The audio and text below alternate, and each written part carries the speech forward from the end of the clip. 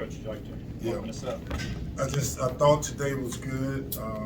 Overall, had some nervous guys out there to start it, which is normal. Their first time playing in front of people.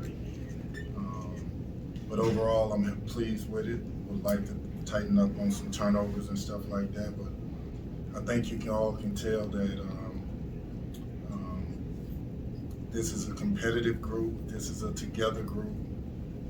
We got some talented young men that are going to be really good basketball players, and we took a step in the right direction with this group. Kenny, what did you see overall from the guys on defense? It seemed like compared to last year's Red White Scrimmage, the defensive effort and the defensive rotations looked a lot better and a lot more focused. Well, I think the main thing you saw is at times you see Dennis Evans block 2 or 3 shots or change a shot. That makes a difference.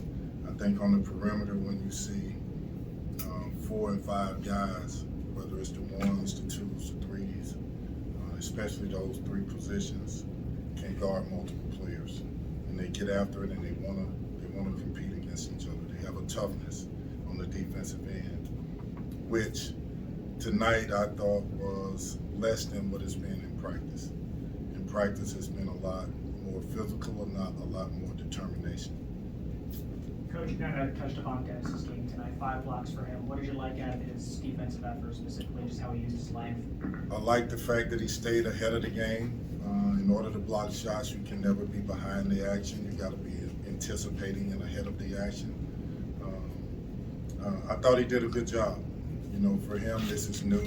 Having to move like that, having to run the floor like that, having to guard on the perimeter with dribble handoffs and stuff.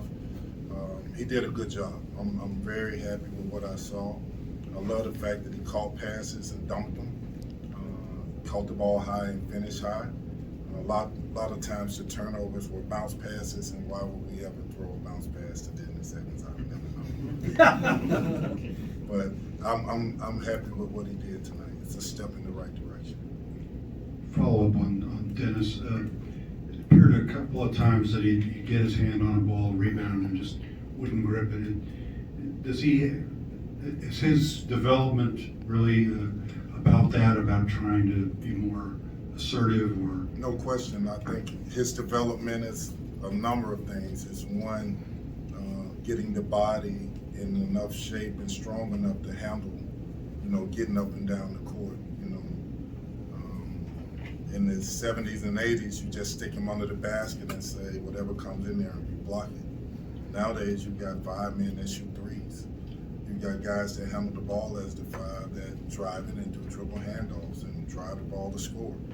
So he's learning that. He's learning to anticipate passes, to catch passes. He's learning how to get to spots and be in the dunker spot to get a lob. He's learning to be ready for the lob, to be ready for direct passes.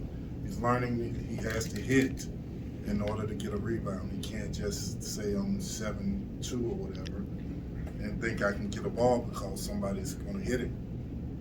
So it's a bunch of different things that I think his development entails. And the greatest thing about Dennis Evans is that every single day he comes in here and tries to learn as much as possible. Yeah, to stick to Dennis, since he's gotten here, how much weight has he gained, and how much stronger has he gotten, and how much more can he add to that during the season? Well, I don't know exactly how much weight he's gained, but I can tell you from the first day till today, he's made a drastic change. It probably sounds a little scary because he has a lot more in him that we got to get out. The whole key is movement. We got to get his ankles stronger. We got to get his knees stronger. We got to get his hips stronger. We got to get him to anticipate things before they happen. At that length, with his feel, with his touch, he could be a force.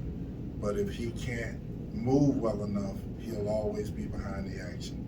The challenge is to make sure that we keep him anticipating things and fighting to stay ahead of the game. Go ahead, Mike. JJ was pretty active out on the floor. Your thoughts on how he's progressed coming to this? Obviously, he's one of your veterans, and is he okay after going down there late? I hadn't seen him yet, but I think JJ was okay. I'm not judging JJ on shots made, on rebounds, on assists. I'm judging JJ strictly on energy. I need to see him be an energetic basketball player. And when he is an energetic basketball player, we all can attest to he's pretty good. Getting out of his norm, which is not natural for him to be energetic, sort of a quiet, unassuming kid. But man, when he's energetic and he plays with a super energy, he's a good basketball player.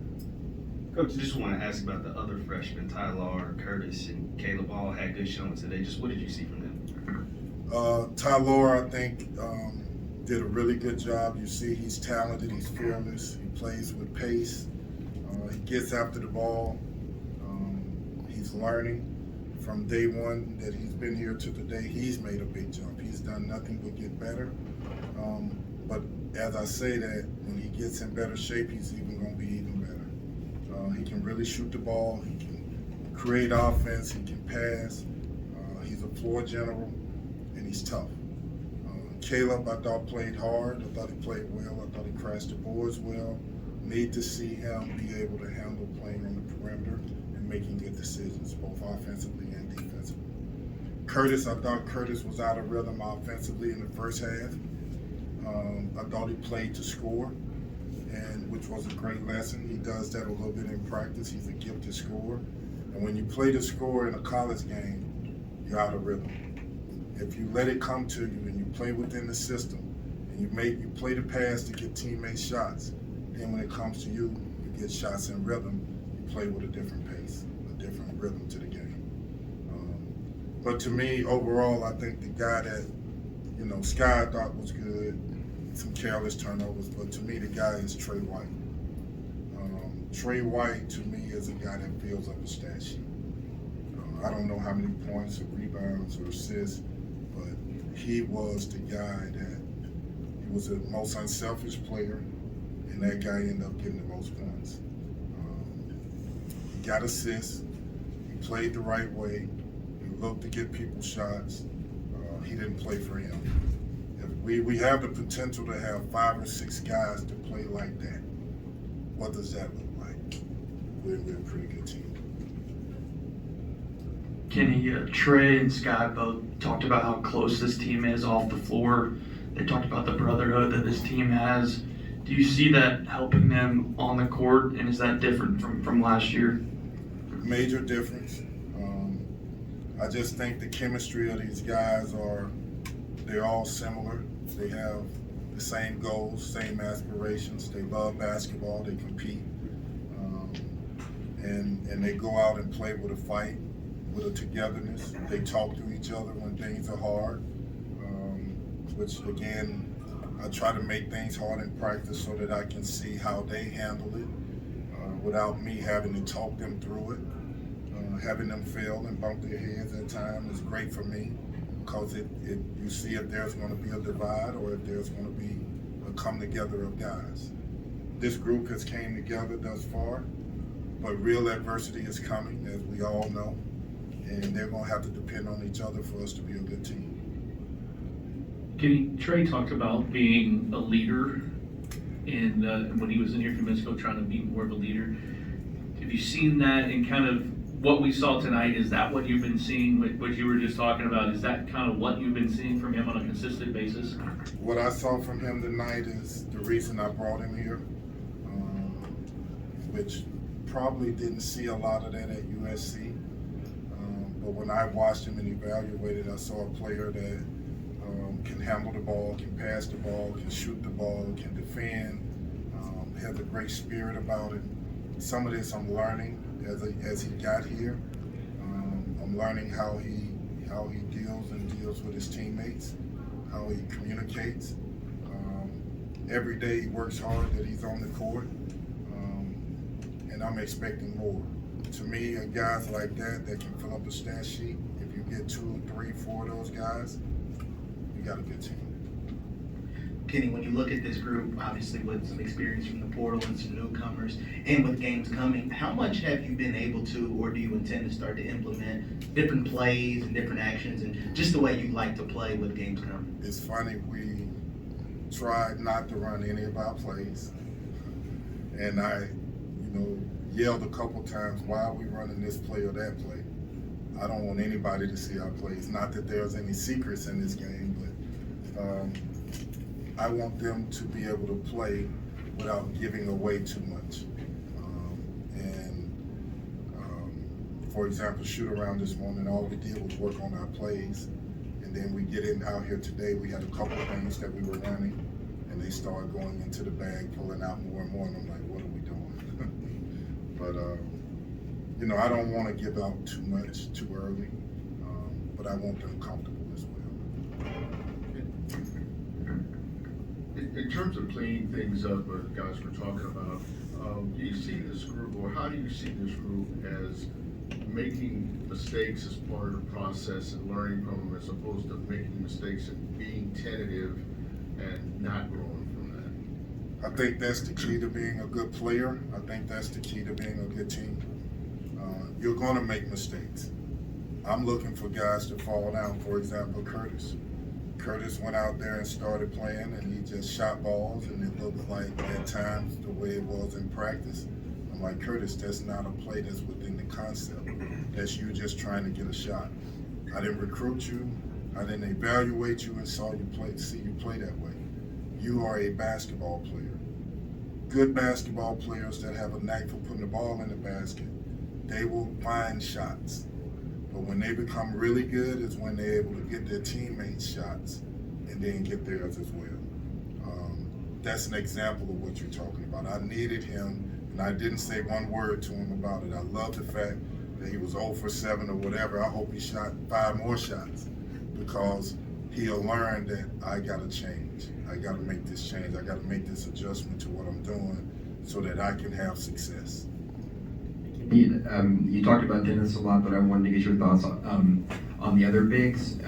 You spoke Monday just about needing Brandon to be more of a rebounder. He had 2 tonight. It was good to see him get back up and finish after going down hard and hit a 3. But what did you think of his play, and then Manny as well? I thought E-Man was really good rebounding the ball offensively. I need him to get a couple more defensive rebounds. I think he had 1 or 0 at halftime. Defensive rebounds. Look, they have to hold the fort down against more physical players until we get Dennis stronger. That's just the reality of it. Every day we're working on trying to get Dennis stronger and better and more alert to what's going on, and he's making strides. But let's not get it confused. Emmanuel, Brandon are vital to what we're doing every day. Did you like how they were paired with Dennis? I mean, you had him and Brandon paired together. I'm just wondering how you kind of see that. I liked it. I think that Brandon does things at times that coexist with Dennis. You'll see him at times make a lob to Dennis, make little passes. Dennis is unselfish. Brandon can stretch the floor at times and make a shot, make a jump shot, which goes well with what Dennis does. Him and Emmanuel are a little different. They both are classic 5s. Emmanuel's not a scoring 5, but Brandon can be. So they do play well together, Dennis and Brandon. Kenny, there were 17 combined turnovers in the first half, but how much of that do you attribute to their just being nervousness, like you mentioned earlier, especially since there were only 7 combined turnovers in the second half? I like the fact that they turned the ball over, I'll be honest with you, simply because I want them to learn to play with freedom. This is early. I don't know, 11 practices, 12 practices, if that. I need them to be in front of people to see what it's like. Shoot around the day, we were dropping balls, we were missing dribbles, and the ball was going out of bounds. I was like, oh my God, you guys are nervous. I like that. This is your first time being in the arena, people in the arena, playing in front of a big crowd, which I thought was great for those people to come out and support us. And they, the kids feel it. They feel it. And you're gonna have turnovers when that happens, when this is their first time in front of them. But I thought they made the adjustment in the second half and handled things play with a different poise, even though the red played well in the first half. CL and then Rick last. Kenny, the teams combined to have assists on, I think it's 54% of the made baskets. How much better do you feel like you guys will be this year in terms of being able to share the ball like that? I think that's the key. Offensively, I want to see them be a good passing team, make passes to each other, big to big passes. We saw a couple of them. I want Sky to be able to make efficient passes at times. He gets a little careless. Look, at the end of the day, the best offensive teams are going to be the best passing teams. I think we'll be, and I hope that you guys can see it, we are way further along than we were a year ago at this time. So we got a lot of work to do, but we have the ingredients to be a pretty good team, both offensively and defensively. Yeah, you divided the teams up obviously fairly evenly, as Sky and Trey were on different teams. How close are you in your mind to who your starting five is? Not close at all. I want them to earn it. Rick, to be honest with you, I want to be able to look at this and say I got 10 starters, 11 starters, 12 starters. Now y'all figure it out. They can make my job easy, or they can make my job literally very hard. We have a lot of good players, but in order for them to make my job hard, all 12 got to play 13, 14, 15, whatever. They all got to play great. Then I got to make decisions. But if some guys decide, I ain't going to class today, my job just became easy. I'm not sharing the ball, my job just became easy. I don't like my teammates, my job just became, I'm going to be late to something, my job just became easy. So I like for my job to be hard, but they decide that. Okay, thank you, Coach. All right, guys. Thank you.